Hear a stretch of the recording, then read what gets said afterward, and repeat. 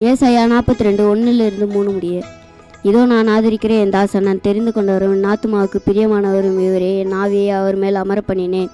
அவர் புறஜாதிகளுக்கு நியாயத்தை வெளிப்படுத்துவார். அவர் கூக்குரலிடவும் மாட்டார், தம்முடைய சத்தத்தை உயர்த்தவும் அதை வீதியிலே கேட்கவும் பண்ண மாட்டார். அவர் நெறிந்த நாணலை முறியாமலும் அங்கேறிகிற திரியை அணையாமலும் நியாயத்தை உண்மையாக வெளிப்படுத்துவார். கர்த்தர் உன்னை எல்லா தீங்கே விலக்கி காப்பார். சங்கீதம் 121:7. உன் மீறுதல்களை மேகத்தை போலவும் உன் பாவங்கள் கார் மேகத்தை போலவும் அகற்றிவிட்டேன், உன்னை மீட்டு கொண்டேன். ஏசாயா 44:22. சீயோனின் சிறையிருப்பை கர்த்தர் திருப்பும் போது சொப்பனம் காண்கிறவர்கள் போல் இருந்தோம்.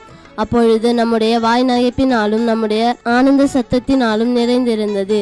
அப்பொழுது கர்த்தர் இவர்களுக்கு பெரிய காரியங்களை செய்தார் என்று புறஜாதிகளுக்குள்ளே சொல்லி கொண்டார். கர்த்தர் நமக்கு பெரிய காரியங்களாய் செய்தார், இது நிமித்தம் நாம் மகிழ்ந்திருக்கிறோம். கர்த்தாவே, தெற்கத்தி வெள்ளங்களை திருப்பது போல எங்கள் சிறையிருப்பை திருப்பும்.